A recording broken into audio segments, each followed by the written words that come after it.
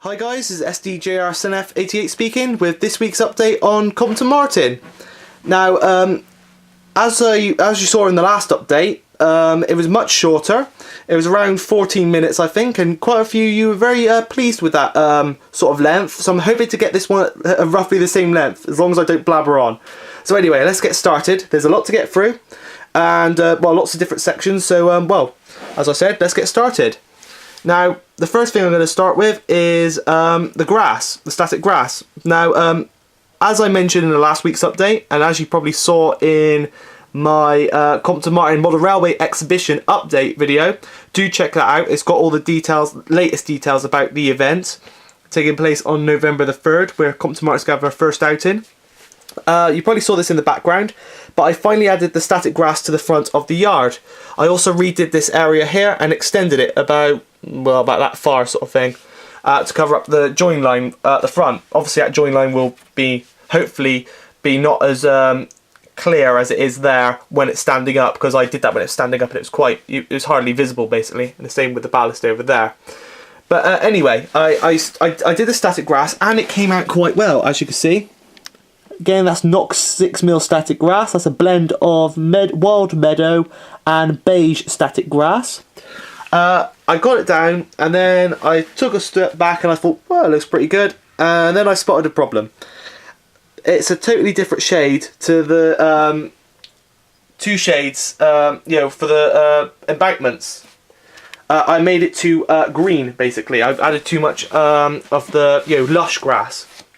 But this is not a problem, because obviously I redid this bit. That's one of the reasons why I redid this bit as well, because obviously it wasn't standing up, and another reason why it looks a bit odd having the yellowy grass on that side and then bright green on this side.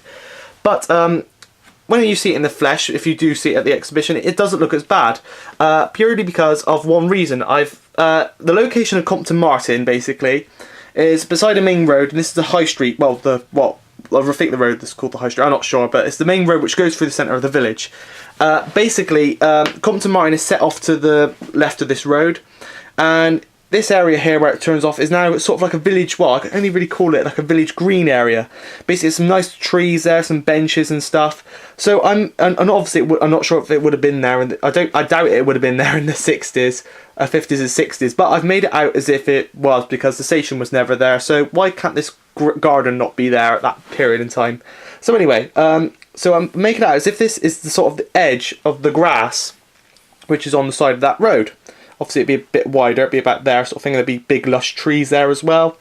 But yeah, so I'm making it out. The reason why it's more lusher than the sort of yellowy sort of sun tanned, if you could call it, grass, because it's supposed to be set on a warm summer's day, you see, grass, is because it's been watered by the villagers with all the flowers there and stuff and all the trees sort of thing. So it's obviously going to be more lush than the wild grass which is coming off the edges of the fields and the embankment sort of thing. So I've cleverly managed to separate it with this bush here. I'm going to obviously make it a bit bigger because I've got some more bushes because I ran out. But I've got some more of this Woodland Scenics bush, and as you can see, there's the join line. It's not very, you can't hardly see it, but I'm going to just make it out as to give it a separation from the wild area to the tame sort of, sort of a man-made or man-interfered, whatever, I don't know, area. But anyway, that's going to go there, and it's just going to imagine that the fence maybe was joined into there and went up around there, and will join onto the fence that I plan to have along there. Right, so that's about that grass. Oh, one more thing I'm going to mention. I'm going to put some more of those bushes sort of thing to make it a bit more, spruce up a bit. Put a few more of those little bushes around there, dot them about. Maybe put a few little weeds the occasional bit, because this is on the industrial side, so there's obviously going to be a few bits of weeds and stuff. And I'm going to put some of those yellow flowers down, rather than the purple flowers that you can see over there, sort of thing. So yeah, I'll put a few of those yellow ones down, and spruce it up a bit. Right, now we'll move on to let's move on to the stream, the one little stream, the little gully ditch, whatever. As you know, I've been pondering how to add these reeds sort of thing, and I mentioned I was going to cut a few off, and as you can see I have, and I've blended them in with Woodland Scenics like different colours of turf. There's fine earth turf and some other light green turf, I think it is, and I blended it all in, and to give the effect of like other little water life there, and it actually does work. And it covers up the areas where I cut what the rubbish reeds off, which were covered in glue and were like pencils basically. But I kept the good ones, as you can see there, going on there, and making them a bit further, made them a bit, further and far between sort of thing, because they were a bit clumped together. But so I split them out a bit. Then when it got to this bit, obviously the water got too shallow, and I mentioned that I was going to get some knock ones. I changed my mind last minute, as Mr. Dodo8449, I think, came up with a brilliant idea, as why don't you just use the ones that you made, the rubbish ones that I cocked up last time, pardon the language, and basically stick them on there, and use turf to blend them in. So that's what I did, and I cut off all the little horrible bits because they were all flopping around the edges and all fell in the glue and stuff, but I managed to get some, once they've trimmed, managed to get some good decent sized ones. So I glued them down, and then I covered them with foliage. Or I did a bit of foliage down, then glued them in, then put a bit on top. Either way, I got them on there. As you see, there's a few there. A little tiny one there. Nice one there. Well, they're all nice, really, considering that it looked a lot better than what they originally did, all the way along. And also, I added, in certain areas, some more of that foliage to sort of split up the horrible sort of grey paint effect going into the... sort of the mud of the water sort of thing. But no, it came out pretty good. I was quite worried about that a couple of months ago when I did that, when I first did it, and it didn't look too good. But no, it's come out really, really well. So there, that's the stream done. Then we move on down to the end down here. And I have actually managed to cover up this switch. Now, this is only temporary, but I've got some matchsticks this week, and they could come in very, very handy. I think they were like £1 from the range, a massive, massive bag of them. So to create a load of little other things, I'm hoping to create some fences out of them as well. But yeah, as you can see, there's this horrible whopping great isolation switch, which is needed to stop the train from coming out the coaling side in when there's another engine running along there. But it's needed, but as you can guess, it doesn't look too good there. So I made some matchsticks, glued them together. I used the Woodland Scenics Rail weathering pen and painted in the sleeper colour, and basically just stick that on there. That will be glued on there, and make like a little engineering platform. It covers it up, makes it look a lot better, and obviously adds something a bit more different to that yard as well, rather than just the coaling stage on its own, which I've just temporarily added there again, sort of thing. Other things that have happened. I've added these telegraph poles. They are only there temporarily, as you can see. I will cut that horrible circular base off. They're the Pico ones. They're made by Model Scene, but I think they're under Pico trademark or whatever. But they're not bad. They were only a couple of quid, and we're going to cut the bottom off and then glue them in, sort of thing. And then I'm going to have that little wire fence I'm going to make out of matchsticks. Thanks to Kev. I've forgotten the full username, but thank you, Kev, for showing me that little tutorial. And I'm going to use that along there. Hopefully a little tiny bit from there to there, and then coming off the wall there, all the way along to the end off the edge of the board. Not much has happened to the station, but I have managed to order some vegetables. I was going to make some myself, using wrapped up tissue paper to create cabbage and stuff, but then I was wondering how would I create the rest of them. And because I felt that I've done pretty good with the rest of the layout, I don't really want to cock it up with the little vegetables. So I decided to order some German ones, some knock ones again, and Signals have kindly ordered them in for me, and hopefully they will do really, really well beside the beans sort of thing. I've got some cabbages, some carrots, some other leeks and stuff. Quite some weird variety of vegetables there, summery vegetables, so that will really, really spruce up that area. Obviously the signal box has still got to go there, and I still haven't attached any of this fencing because obviously I'm waiting until the veg is down. Then we move on to quite another bit, still quite a bit to go through, and going up to 10 minutes, so might be cutting it a bit closer to this one, is the bushes. As you can see, I've arranged some bushes, and the trees are in there temporarily to spruce up again. Sadly, they're falling over. They need a bit of blue tack when they're properly attached, because I'm not going to keep them permanently attached when the layout moves back, because they tend to fall apart, sort of thing. So I don't want to ruin those trees, so I'm going to put a little bit of blue tack in the hole on the day, and that should hold them up straight, sort of thing, which is perfect, sort of thing, for what they've been, or when it's in operation, sort of thing. But I've added these bushes. This one's not attached, and this one's not attached, obviously. But the ones along here, this is attached, glued in. That was glued in. That one there is glued in, and that one there is glued in. So yeah, it's gone together pretty well. That one's not glued in, but I am going to, because I was thinking, does it look alright there? And when the back scene's on there, it'll look perfect. So I'm going to keep that there.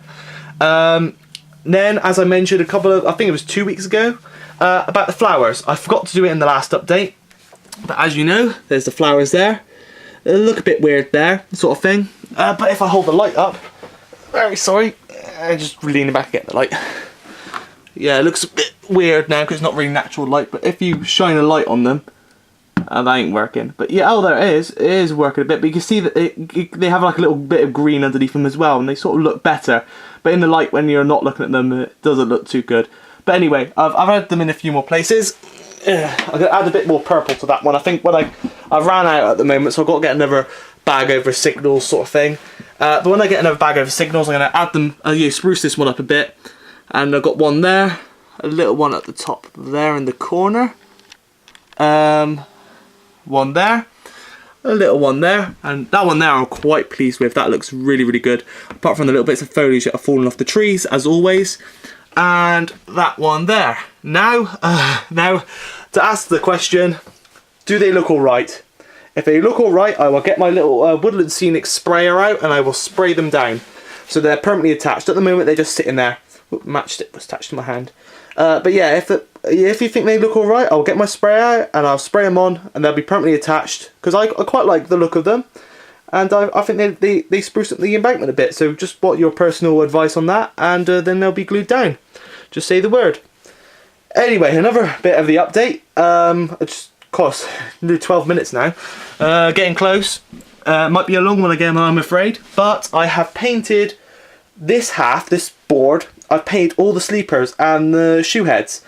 People were saying, are you going to weather the track? And the answer was yes, to an extent. I wasn't going to weather the rails because, as you know, poor Brazil 2044, or Chris as he's known, his proper name is, he got some rail match spray paint and sprayed his track, and on Linkston, which he was, it's been years in the planning to build it, and he just got the track together, and he's just about to do the scenery, and he goes, right, I'm gonna do it properly first time round, sprayed it, and as you know, it destroyed all of his track, and I feel so sorry for him.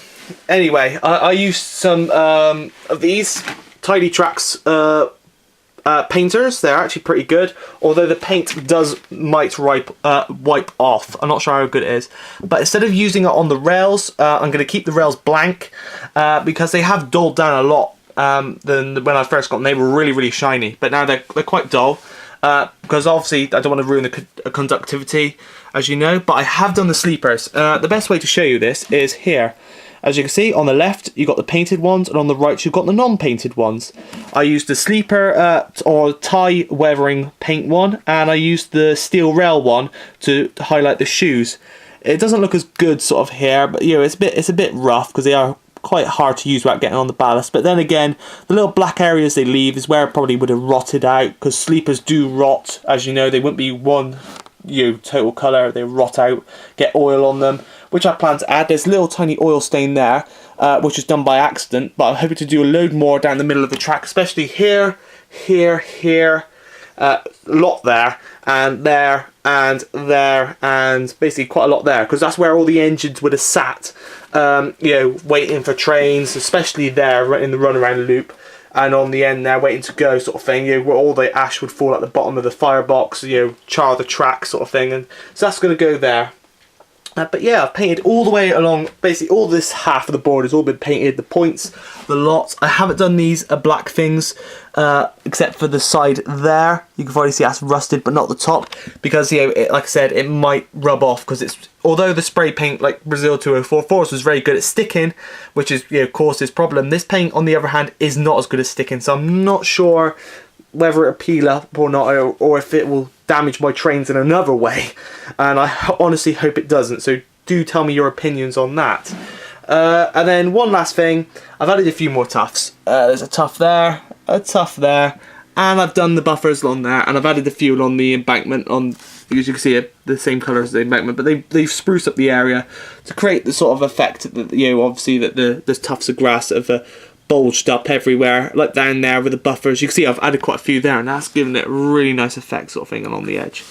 But yeah, at the bottom of the flowers, just to get rid of those horrible glue smears that appeared. And I'm going to do a few more of those and all that. Oh, and one more thing. I just remembered one more thing. As you know, there were some horrible little patches of ballast which weren't weathered. I've weathered those with the earth turf, and as you can see, the little plate layers hut now sits perfectly level and there are no gaps underneath it.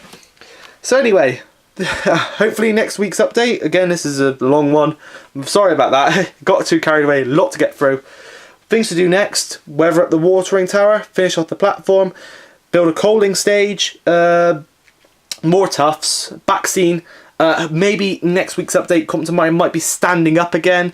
This is to paint the end boards black, you know, to make it all nice, and then obviously so I could take the panels, the back scenes off, and actually attach the back scene as I've printed more and took more photos of the real location for the ends, and hopefully it'll look all good.